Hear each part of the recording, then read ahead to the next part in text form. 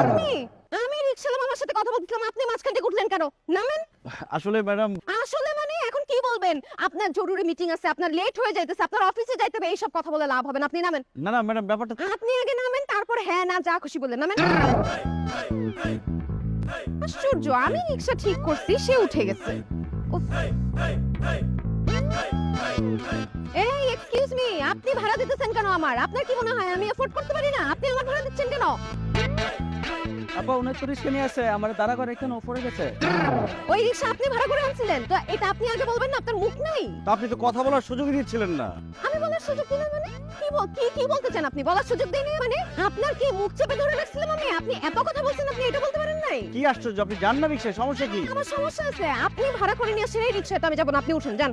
আপনি যান, সমস্যা নাই। আপনি ওঠেন, আপনাকে উঠতে বলতেছি। আপনি কি জোর করে রিকশা উঠাবেন আমাকে? হ্যাঁ, জোর করে রিকশা উঠাবো, উঠেন। আমি যাব না এই রিকশায়। তুই যাবি তো